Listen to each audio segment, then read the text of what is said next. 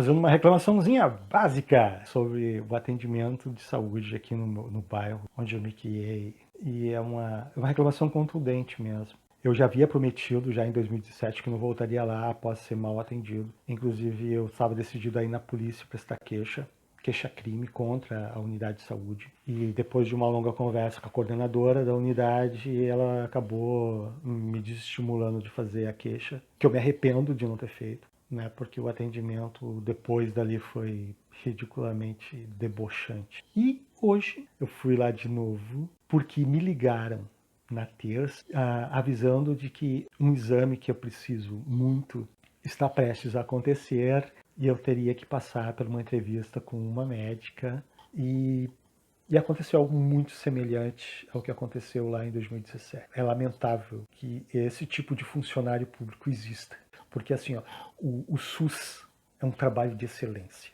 Trabalhei no SUS, eu fui funcionário público na Fundação de Saúde em Novo Hamburgo, e eu sei que o atendimento é de excelência mesmo. As pessoas querem te tratar mesmo. E tudo que você precisa tem, mesmo se não tiver, tem. Está em falta, mas eles fazem igual. Você tem atendimento de urgência, de emergência, os exames são feitos todos na hora, já sai com tudo na mão.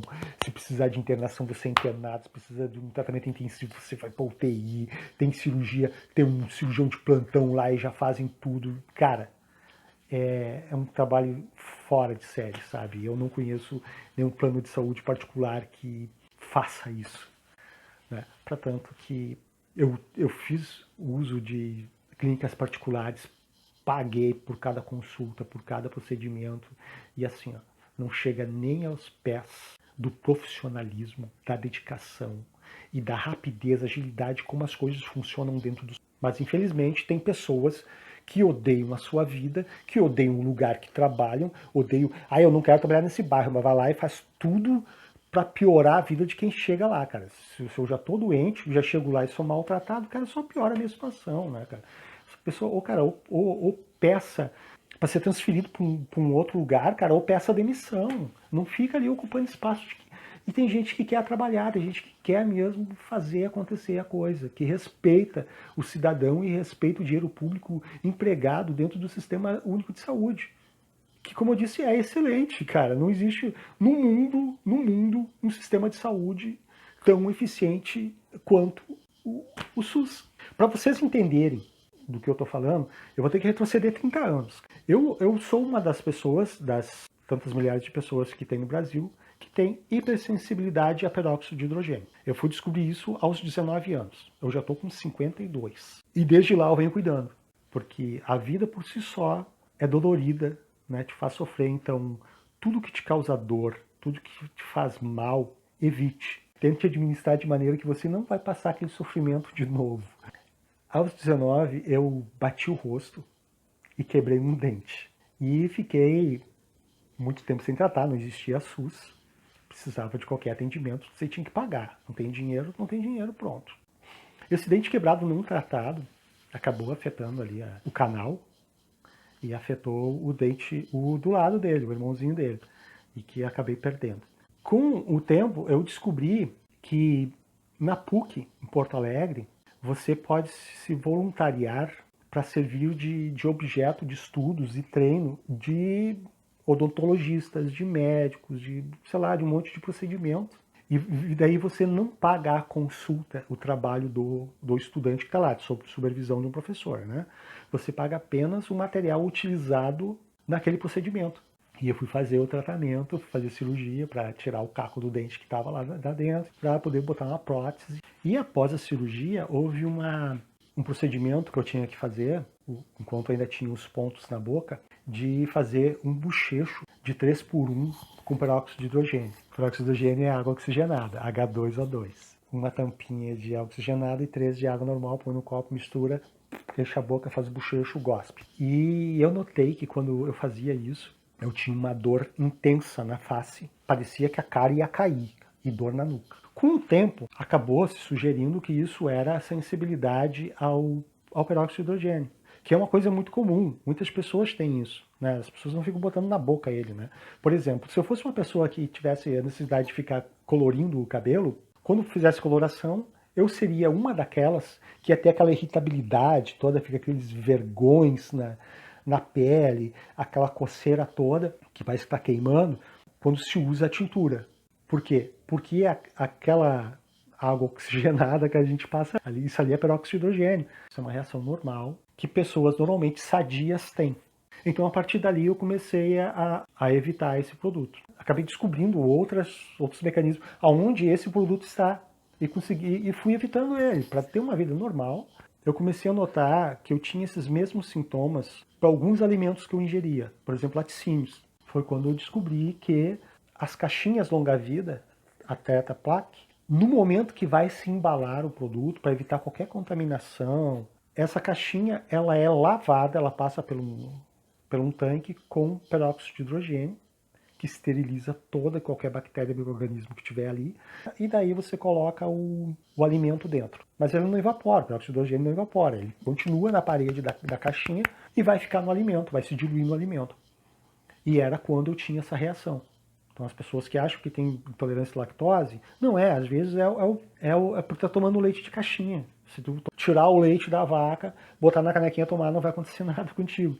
É a caixa, então você vai ter cocô mole, vai ter dor de cabeça, indisposição, não sei o quê, por causa do peróxido de hidrogênio. Ele mata a flora intestinal também, por isso o cocô sai mole, que tu usa meio rolo de papel higiênico que não te limpa, e passa e tá sempre sujo. E eu comecei a eliminar esse tipo de alimento.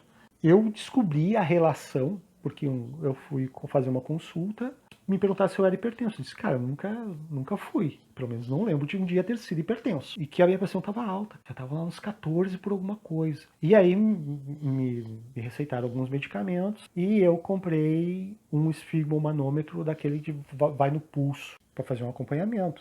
Eu comecei a acompanhar, fazendo tabelas, a cada 2 horas, fazendo a aferição. E eu notei que a maioria das vezes, a minha pressão sempre era normal. 12 por 8, 12 por 8, 12 por 7, 11 por 7, 11 por 8, sempre ali normal. Quando de repente eu tinha aquelas dores da face, dor de cabeça, isso durava até 72 horas, mesmo tomando a medicação. A medicação não fazia efeito. E eu comecei a prestar atenção em alimentos que eu comprava. A Tetra Pak eu já tinha eliminado. Cortes de carne embalado. Também o isoporzinho ali, a bandejinha, o saco ali, ele é esterilizado com peróxido de hidrogênio antes da embalagem. Então eu só compro carne de açougue mesmo. Vai lá, tá o pernil lá, corta um pedaço que eu levo para casa. Eu tenho prazer enorme em comer vegetais. Frutas e verduras é o que mais tem na minha casa. Quando eu falo fruta, não é só maçã, banana, laranja, tá? Abóbora, berinjela, tá? Abobrinha verde, aquela,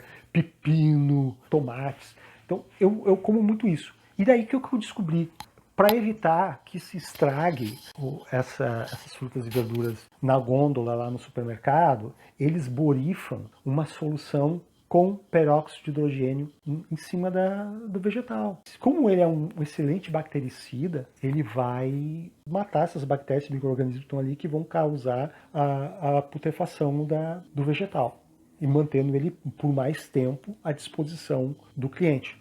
Por isso é importante lavar, não só lavar, mas descascar. E se você é alguém que tem essa sensibilidade, né, você vai ficar com dor de cabeça que não sabe da onde, vai ficar com cocô mole que não sabe da onde, brutuejas e coceiras na pele que você não sabe da onde. Ali na década de 2010, eu voltei a estudar e fui fazer faculdade, e entre elas pedagogia, eu queria ser um psicopedagogo, e precisava de um emprego para me sustentar enquanto estudava, e deveria de ser um emprego que tivesse uma flexibilidade de horários para quando chegasse o período dos estágios obrigatórios, eu poder tanto dar aula durante o dia como durante a noite. E uma opção foi prestar concurso público, serviços gerais, para a Fundação de Saúde em Novo Hamburgo. Os primeiros 3 anos ali, eu trabalhei dentro do laboratório de análises clínicas como assistente de laboratório, então era eu que fazia a limpeza dos equipamentos, né, e o descarte de amostras, sangue, urina e fezes, e ali não se usava o peróxido de hidrogênio.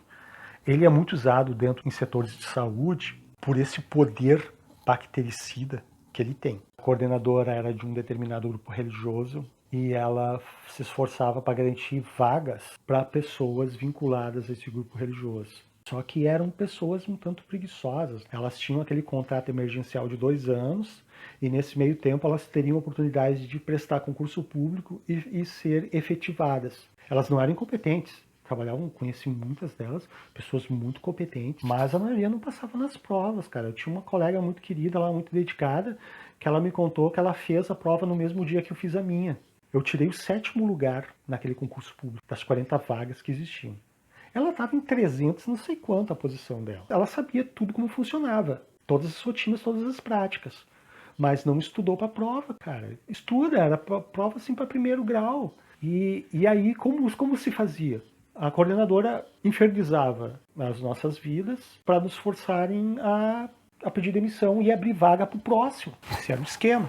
E daí, nesse esquema, aconteceu que eu acabei perdendo 3 dos 5 estágios que eu tinha que fazer. E eu reclamei. Eu fiz um relatório breve de 3 páginas e mandei para o presidente da Fundação de Saúde e denunciando, ó, essa prática está acontecendo, sim, e é fulano e fulano, acontece isso, aconteceu comigo isso, tal dia, tal hora, mas ingenuidade minha, porque o presidente da Fundação de Saúde não pita nada lá dentro. É só uma figura política alegórica. Para quê? Para ele ter currículo para a próxima eleição. Ele vai ser candidato a deputado estadual e vai dizer: ah, fulano de tal, foi isso, foi aquilo, foi presidente da Fundação de Saúde de Novo Hamburgo.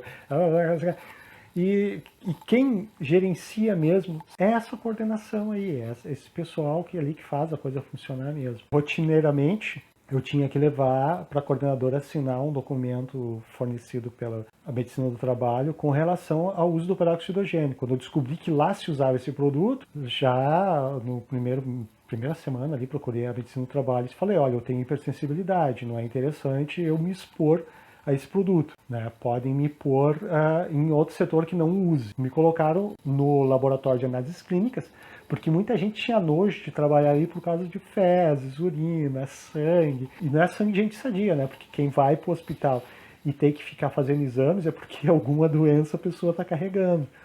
E ninguém queria trabalhar naquele lugar. Eu me dei super bem ali, foi muito tranquilo, gostava da convivência com os biomédicos ali. E eu fui levar esse documento para a coordenadora assinar. Ela disse assim: então, tu é meu inimigo, é?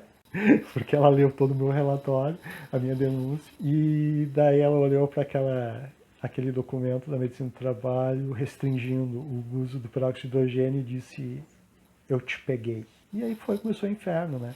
Me tirou do laboratório e me colocou à noite para trabalhar nas UTIs e no bloco cirúrgico, né?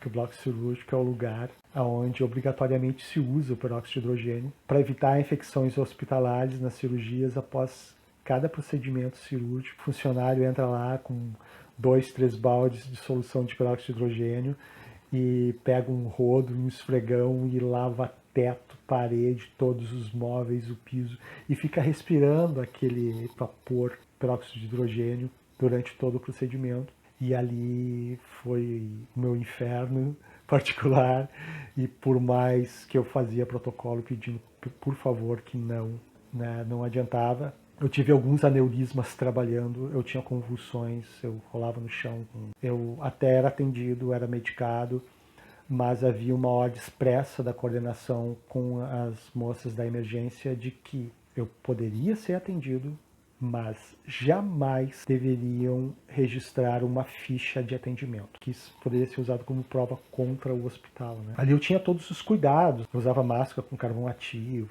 eu trocava de serviço com as colegas, né? Ó, tu faça isso para mim, que eu te faço aquilo. Então, o intervalo da colega durava 3 vezes mais depois, porque eu não fazia um intervalo para cobrir a colega no setor dela por ter me coberto nesse período, né? E então eu comecei a reclamar mais, né? Comecei a fazer pedidos de, por favor, respeitem a restrição médica quanto à exposição para óxido de hidrogênio. A coordenação da Fundação de Saúde tentou provar que eu estava mentindo, que na verdade eu estava sofrendo crises de hipertensão por outros motivos e não por estar em contato com o peróxido de hidrogênio. e lá havia uma médica do trabalho que era aquela que te mandava fazer todos os exames, como se ela fosse tua melhor amiga. Na verdade, ela estava coletando dados para que o jurídico da Fundação de Saúde conseguisse te mandar embora por justa causa, dizendo que tu estava mentindo ou coisa parecida.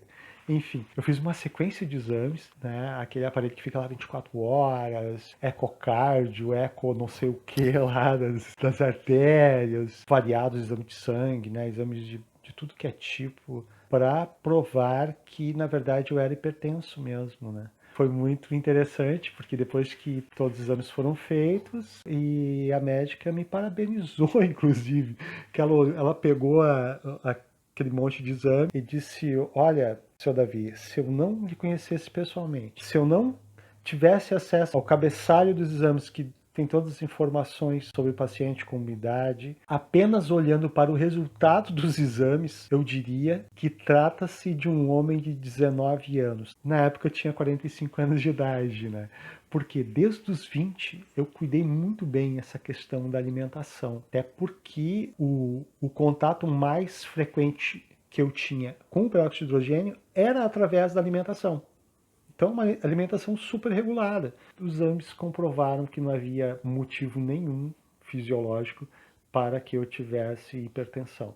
Aconteceu de uma noite, em 2017, ali no início de abril, que uma colega, ela tinha uma menina que fazia tratamento psiquiátrico, que teve um surto em casa.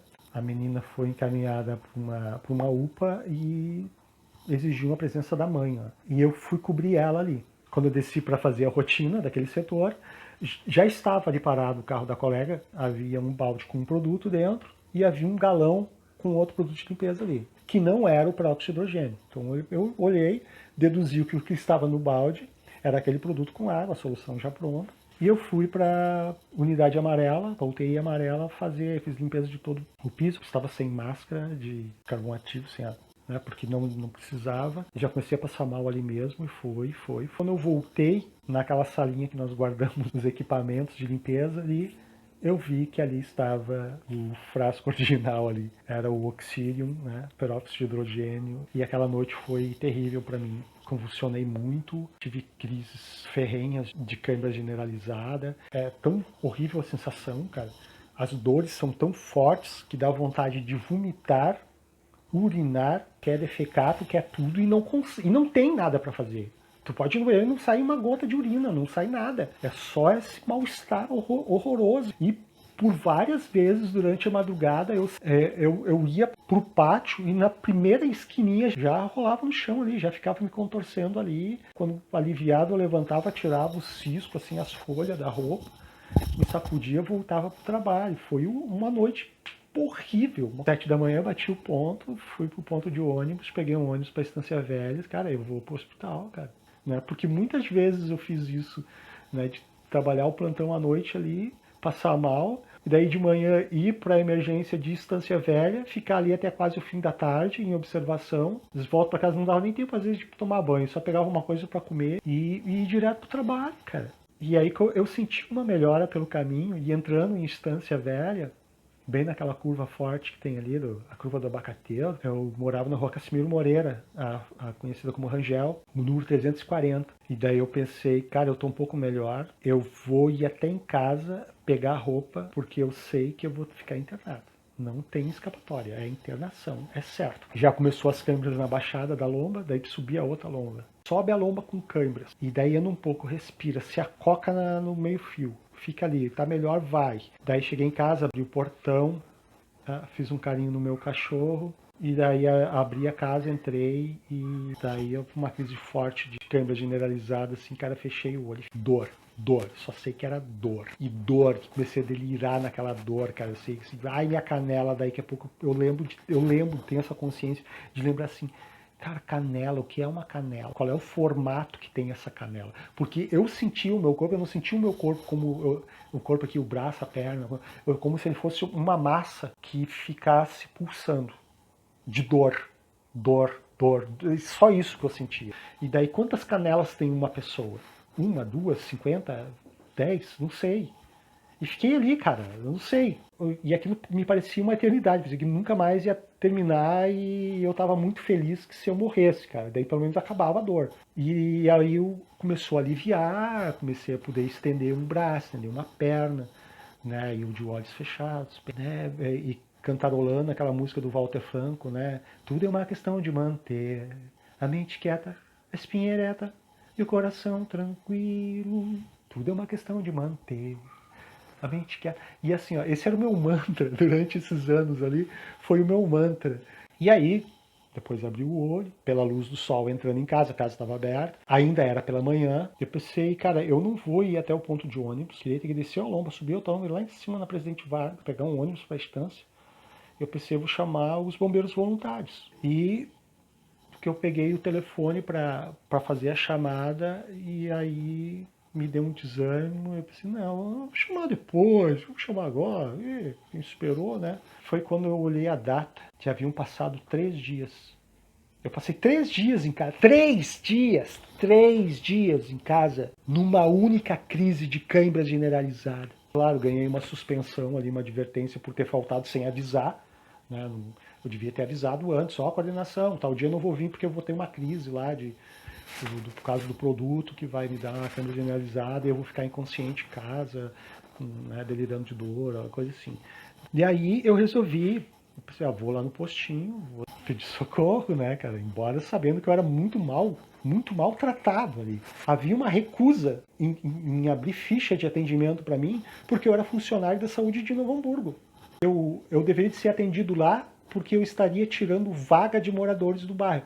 Poxa, então eu morava no bairro ali já há quase 40 anos e vou estar tirando vaga de quem mora no bairro. E daí, por mais que explicasse, não, o SUS funciona assim, ó. O primeiro atendimento básico de saúde é feito na unidade básica de saúde do teu bairro. Lá no hospital é só emergência. Ou se você for encaminhado pela UBS do teu bairro. É assim que funciona e é eficaz. E aí, eu contei toda a história, fui atendido. Tinha uma outra enfermeira que até se recusava a me atender de tantas vezes que ela tentou me persuadir a ir embora e não ser atendido.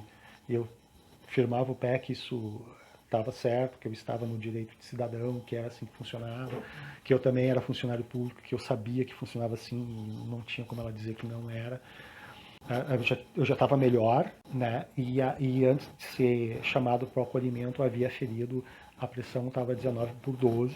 E aí ela feriu ali, estava 16 de alguma coisa. Ela disse, não, tá tudo bem, a pressão tá normal, tu pode ir para casa tranquilo. Mesmo contando que eu passei 3 dias num delírio de dor. E aí, como eu já estava cansado, porque esses 3 dias eu não me alimentei, eu só fiquei sentindo dor, eu estava exausto, eu não quis nem discutir com ela. Eu estava decidido a ir na polícia prestar queixa por tentativa de homicídio.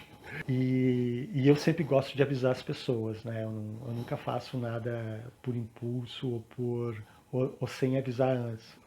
A pessoa tem que estar consciente sempre. Isso é uma característica minha.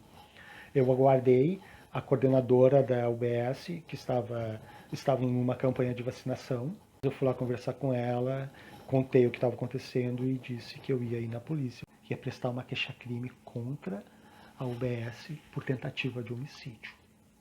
Porque essa mentira de que a minha pressão estava normal, e 16 não é normal, e que da situação em que eu estava, se eu saísse dali caminhando, eu poderia talvez nem chegar na esquina. E aí tivemos uma longa conversa, ela aferiu a minha pressão, estava 21 por não me lembro quanto, mas enfim, toda essa conversa com a coordenadora eu gravei, eu tenho isso guardado, então eu disse, viu, ó, até subiu, cara. E daí ela falou, não te preocupa, ela tá alta sim, porque agora o senhor tá nervoso, tá? Mas eu não tenho dúvidas que a sua pressão estava realmente em 16. E aí me convenceu a não ir na polícia e tal, e que ela ia garantir que eu recebesse atendimento médico. Chegou até o momento que eu fui atendido, e eles já haviam conversado previamente com a clínica geral, e ela me tratou assim como se eu fosse um debilóide, como se fosse um insano mental, que estivesse falando bobagens, e por mais que eu explicasse as coisas, ela só olhava com ar zombeteiro e dizia, aham, sei, tá, mas tu tá aqui por quê? Ah, tu tem alergia, então? Eu disse, não, tenho hipersensibilidade a esse produto, que causa isso, isso, isso. Eu estou há 3 dias nessa situação, assim, assim, assim. e a pressão arterial está tanto. Ela disse, não, aqui não tá, aqui tá 16. E, por fim, saí dali com uma receita de um sprayzinho antialérgico para botar no nariz. E eu decidi aquele dia, nunca mais volto nesse lugar, porque isso aqui é uma desonra total ao SUS, cara. Isso aqui é uma blasfêmia ao SUS. E é uma coisa pessoal, e uma hostilidade gratuita. De repente, essas funcionárias públicas tiveram algum trauma na infância com algum Papai Noel, alguma coisa, e daí querem se vingar de todas as pessoas que têm barba. Eu não consigo entender ou justificar toda essa agressividade por parte dessas enfermeiras. Foi antes do AVC. Naquele ano, a situação se complicou mais ainda. Eu tive alguns aneurismas, né? E aconteceu um AVC hemorrágico. Porque quando eu tinha as crises, uma pressão muito alta, o sangue não dava conta de passar nessas terminações mais finas, né? Nas extremidades, na cabeça, pés, mãos. As veias aqui, elas inchavam, ficavam uns caroços, até o soro do dedo, umas bolas aqui, e muito doídas. Doía assim ao toque, não precisa nem tocar na bolsa de sangue ali, só não tocar na pele do lado, assim, ó. Eram dores agudas. Provavelmente aconteceu um desses pelo lado de dentro do crânio, que houve um rompimento, eu tive um AVC hemorrágico, fui afastado do trabalho para não admitir que era culpa da empresa. A Fundação de Saúde não me forneceu o DUT. Sem o DUT, eu não consegui o auxílio saúde pelo INPS. E eu fiz o tratamento após o AVC e as consultas todas particulares. Então, sem ganhar R$1, esvaziando a minha poupança. E o que é muito curioso, para não dizer que nesses 42 anos morando no bairro, eu tive uma visita da agente de saúde que cuida da parte do loteamento Rincão Gaúcho, lá atrás do morro. Morei alguns meses na rua Rio Grande do Sul e eu tive uma visita no portão e só. Eu fiquei 30 anos na Rua Casimiro Moreira, depois saí dali. Uma leve passada em Ivoti por causa da faculdade. Depois acabei voltando ali para a Rua Valdemar Scherer, no bairro mesmo. E depois da Valdemar Scherer, eu fui para Venâncio Aires, na frente da Escola Cândido Rondon. Dali eu fiquei uns meses na Rua Rio Grande do Sul. E voltei para a Rua Casimiro Moreira, onde eu vivi 30 anos antes. O bairro é pequeno, todo mundo se conhece. Todo mundo sabia que eu tive o AVC e não recebi nenhuma visita. E esse período, após o AVC, eu tive visitas de agente de saúde para tentar me notificar com relação de foco de dengue. Né? Um vizinho jaguara que se mudou ali, que vivia incomodando, perturbando. Então ele pegava potinhos de garrafa PET, coisa que tinha pro meu lado da cerca, ele ia com uma varinha, virava esses potes e com a mangueira enchia d'água, daí chamava as moças dizendo que eu tinha foco de dengue e elas vinham lá para me autuar. Então assim, visita para saber se a minha saúde como é que está, se eu tenho medicamento, se eu consegui atendimento, nenhuma mesmo. Depois, quando eu recebi alta, em setembro de 2018 eu voltei a trabalhar, embora sendo concursado você tem aquela garantia de que só pode ser demitido por justa causa, e por pior que for, todos os meses você terá o seu salário, não valia a pena. Né? Eu fazia um trabalho paralelo de vendendo equipamentos para acessibilidade pela internet, ganhava R$50 por cada transação. Eu tinha uma renda maior do que pôr a minha vida em risco dentro do hospital. Pedi demissão e fui tratar a minha vida. Ontem recebi um telefonema dizendo para comparecer ao UBS do bairro para fazer uma entrevista com a médica sobre um exame que eu solicitei. E aí houve algo muito parecido. Antes de ser chamado lá para o acolhimento, eu fiz uma aferição. Eu tenho um esfigmomanômetro aqui, ó. Estava 20/13, que no fim de semana houve uma manutenção no sistema de fornecimento de água. E é padrão, quando é rompido um cano, eles põem uma carga de peróxido de hidrogênio para matar todos os patógenos ali, né, para evitar alguma contaminação bacteriana na água e comprometer a saúde da população. Acabei bebendo água, não teve jeito, né? A pressão foi lá para cima. Isso é curioso, porque antes eu passava mal quando chegava aos 16. Agora ela chega até os 20. Então, lá pelos 18, eu já começo a sentir aquelas dor na nuca, dor no rosto. Aos 20, dor nos olhos. E ainda consigo mexer a sobrancelha e mexer o olho. Agora, se chegar a 21, daí sim. Eu só consigo fazer isso, só olhar assim, porque a dor é intensa. A dor parece que tu vai te desligar, vai cair no chão e aquela sensação de querer vomitar, de urinar e defecar tudo ao mesmo tempo é horrível. Até para falar é difícil. Conforme a sílaba que tu articula, dá uma dor aguda assim, ó, subindo aqui na nuca. Cara do céu, cara. E aí, nesse acolhimento, queriam saber qual era a minha queixa médica, né, para fazer a consulta. Eu disse, olha, eu só vim porque me ligaram ontem dizendo que eu teria uma entrevista com o clínico geral sobre um pedido de um exame que eu fiz algum tempo atrás. A mesma enfermeira que mentiu sobre a aferição da minha pressão arterial lá naquele incidente em 2017, foi ele fazer. Daí ela mediu, ficou olhando, olhou para mim, olhou pro braço, mediu de novo, ficou pensando. Daí ela olhou assim, 24/14. Deu outro, pegou o olho, olhou pra mim e disse, não, tá tudo bem. Isso é hipersensibilidade a peroxidogênio. Eu tive contato com o produto e não vai baixar. Só que ela mentiu de novo, né? Em 24 eu não estaria conversando como estou agora aqui, ó. Foi hoje isso. Eu não estaria mexendo sobrancelha. Daí ela pegou o telefone, tem um paciente aqui com tal e ele está se recusando a ser atendido. O que eu faço? Tá? Para medicar e depois mandar para o hospital? Tá, e se ele se recusar, o que eu faço? Eu assim, ai meu Deus do céu, que teatro mais fresco. Daí me ofereceu um captopril, bebi o captopril, me deu outro, bebi o outro. Dali uns minutos, me chamaram, olhou, 20/10, viu? O captopril funcionou. Mentira, nunca esteve em 24/14. Não hoje, hoje não. Acabei contando para tudo que eu contei para vocês aqui, falei para a clínica geral, e aí ela ficou insistindo que eu tinha que ir para o hospital, tinha que ser internado, tinha que ser internado, e questionando se realmente precisava daquele exame ali. E eu disse, é esse exame que eu preciso. Né? Porque esse exame prova que eu tenho. Ela disse, não, mas tu já me contou tudo, tu tem a hipersensibilidade. Por que tu quer um exame que prova que tu tem hipersensibilidade? Disse, justamente por isso. Se eu estiver numa empresa e tiver que usar o produto, e eu disser para o patrão, eu não posso usar esse produto, eu tenho hipersensibilidade, acontece isso, já tive um derrame por causa disso, vai ter reação isso e aquilo. Ele vai olhar para mim e vai dizer que eu sou um vagabundo, um preguiçoso que está se negando a trabalhar, inventando uma desculpa esdrúxula. Agora, se isso acontecer e eu pegar um laudo médico e dizer para ele aqui, ó, tá vendo essa especialidade aqui, ó? Aqui diz que se eu usar esse produto, eu vou morrer. E aí eu vou ser levado a sério. Antes disso, não. Enfim, ela preencheu lá umas fichinhas, disse que ia encaminhar e me deu esse documento aqui, dizendo que a minha pressão estava 24 24, aqui tá 24/12. Ó, aqui, ó, 24/12. Tá mais baixo do que a colega falou lá. Sugiro que eu seja internado e seja atendido ali, conforme as necessidades. Né? Então, como se ali já era umas 11 horas, tava chovendo, eu fui para casa, vamos almoçar, porque não adianta ir lá para a fila do hospital e ficar até que hora lá? Não ficar até às 11, até a 1 da manhã, depois não tem nem como voltar para casa.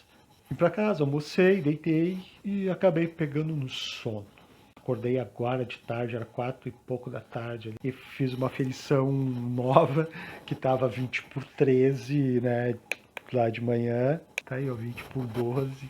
E mesmo depois de ir no reparador, acordei tranquilo, espiritualmente, né, porque a dor de cabeça e dor na nuca castigando. É lamentável que isso esteja acontecendo. Lamentável.